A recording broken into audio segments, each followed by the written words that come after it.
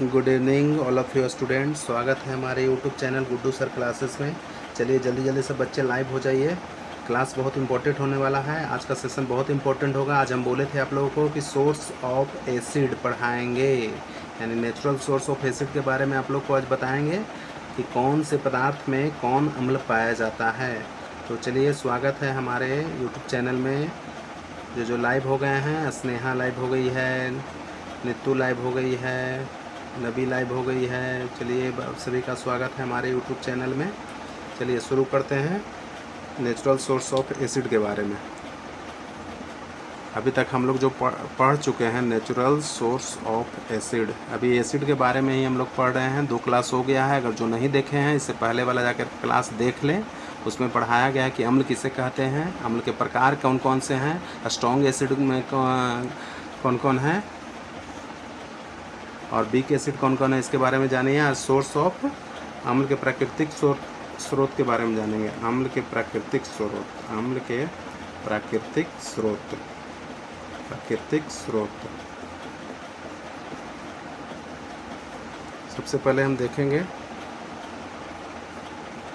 कि कौन में कौन अम्ल पाया जाता है, कौन से पदार्थ में कौन अम्ल पाया जाता है। सबसे पहले लिखेंगे संतरा, नींबू, सब एक ही जाति का है। मौसमी, इसमें कौन सा अम्ल पाया जाता है? इसमें पाया जाता है साइट्रिक अम्ल। खट्टे फलों में कौन सा, ऐसे भी खट्टे फलों में कौन सा अम्ल पाया जाता है? साइट्रिक अम्ल, साइट्रस एसिड। चलिए आगे जानेंगे। सेव, सेव में कौन सा अम्ल पाया जाता है? एप्पल में मैलिक अम्ल, मैलिक एसिड, मैलिक अम्ल। देखिए ये सब एग्जाम में आएगा, मिलान उलान करने के लिए मार दीजिएगा। मैलिक अम्ल, मैलिक एसिड, प्रॉपर नोट्स करते जाइएगा। थर्ड में हम देखेंगे इमली, अंगूर, कच्चा आम, इसमें कौन पाया जाता है? टार्ट्रिक अम्ल, टार्ट्रिक अम्ल। आगे लिखेंगे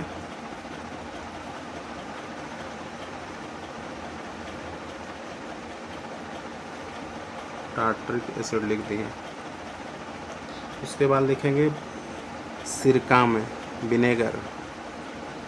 सिरका यानी क्या हो गया? विनेगर।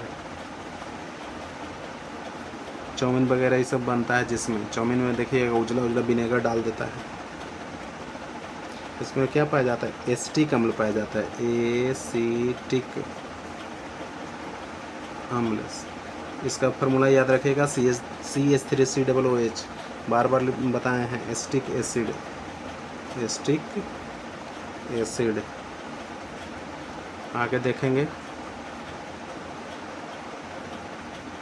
दूध हो गया, पहले दही लिखेंगे, दही या फिर कहिए खट्टा दूध। इसमें कौन सा, बार बार शुरू दिन से बता रहे हैं, लैक्टिक अम्ल। कौन सा अम्ल? लैक्टिक अम्ल।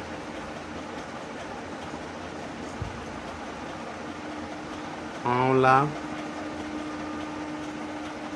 आंवला,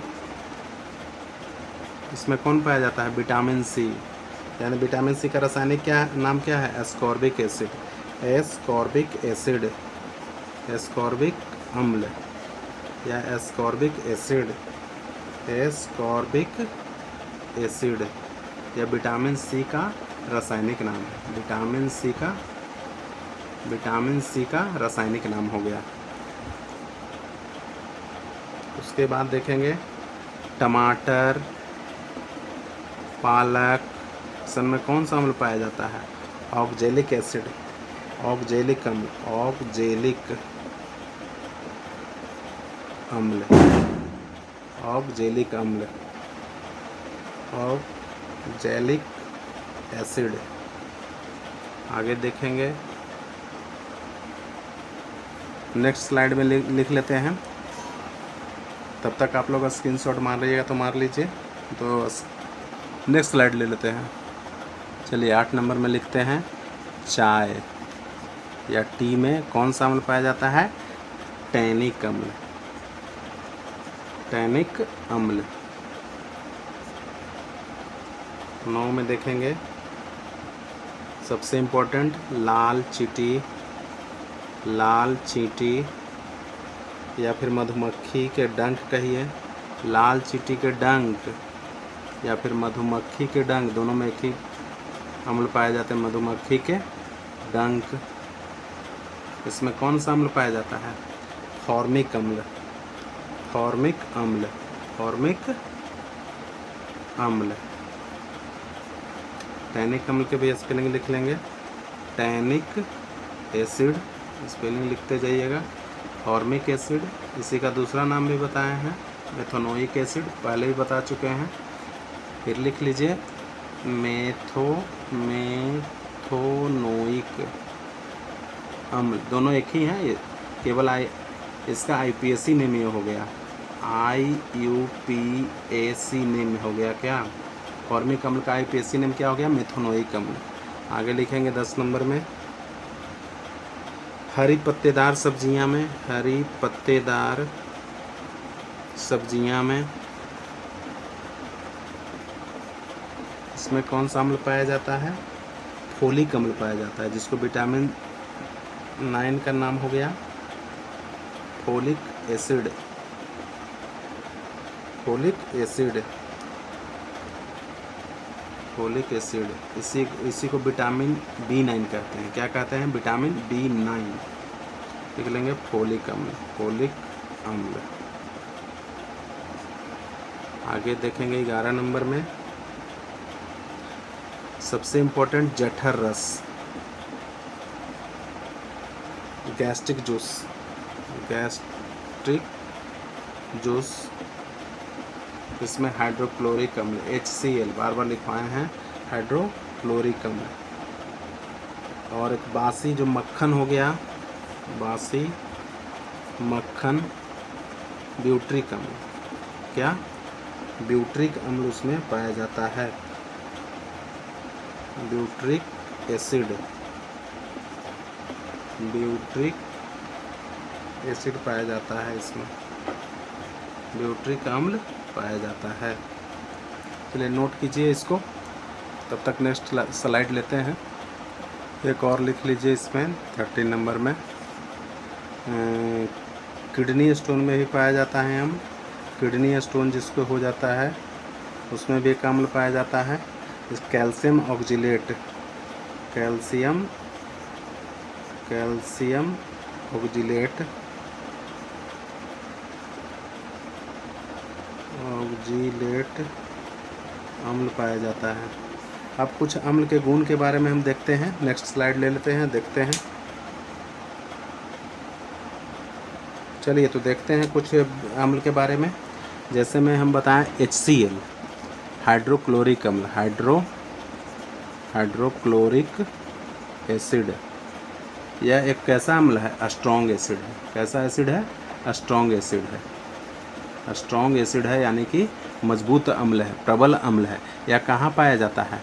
यह हमारे पेट में पाया जाता है, अमाशय में पाया जाता है, अमाशय में पाया जाता है, पाया जाता है।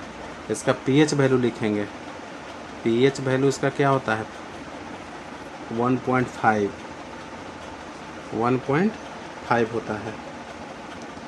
इसे म्यूरिएटिक एसिड भी कहते हैं, इसे म्यूरिएटिक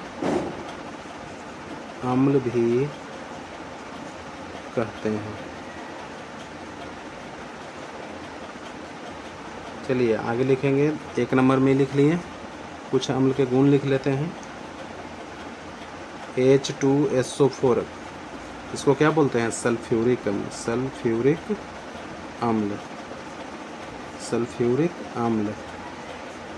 यह कहाँ पाया जाता है? बैटरी में पाया जाता है।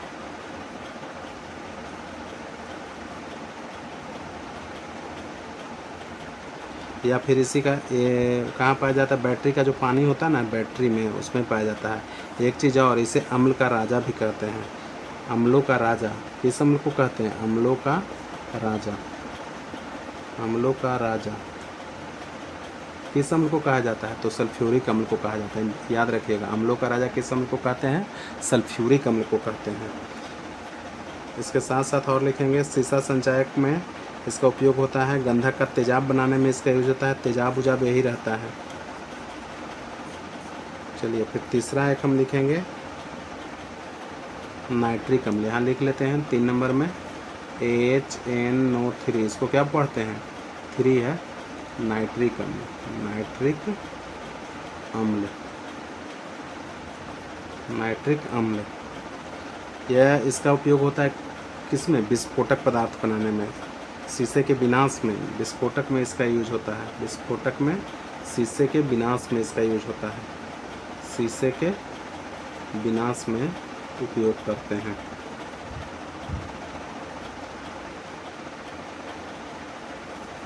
चलिए तो फिर मिलते हैं, आज रहने देते हैं यहीं तक। नेक्स्ट क्लास में मिलते हैं। नेक्स्ट क्लास में हम लोग क्या पढ़ेंगे? तो नेक्स्ट क्लास में हम लोग पढ़ेंगे पीएच स्केल के बारे में, अम्ल के गुण के बारे में। सबसे इम्पोर्टेंट चीज़ है, नेक्स्ट क्लास में हम किसके बारे में पढ़ेंगे? अम्ल के गुण के बारे में। अम्ल के गुण हो गया, माने इसकी प्रकृति होती जाता है कि कैसा रहता है। अम्ल धातु से भी क्रिया करके क्या बनाएगा? धातु के कार्बोनेट से भी क्रिया करके क्या बनाएगा? क्षार से भी क्रिया करके क्या बनाएगा? तो हम इसके 5 गुण के बारे में हम जानेंगे। नेक्स्ट क्लास में मिलते हैं। अगर क्लास अच्छा लगा हो तो वीडियो को लाइक कर दीजिएगा, अपने दोस्तों में शेयर ज़रूर कर दीजिएगा ताकि और भी बच्चे लाभान्वित हो सकें। ठीक ना? देखिए, करिए, सपोर्ट कीजिए ताकि और भी आगे हम अच्छे वीडियो बना सकें। टोटल जो डाटा लिया गया है NCERT पैटर्न से लिया गया है और इसको आप लोग फिर से पढ़िए, याद रखिए। ठीक है, अभी एक्यूरेजिया के बारे में नहीं बताया है, उसके बारे में बताएंगे। अभी हम का एक क्लास कम से कम 1 या 2 क्लास और चलेगा। उसके बाद फिर क्षार के बारे में पढ़ेंगे, फिर लवण के बारे में पढ़ेंगे। ठीक है, तो थैंक यू, बाय।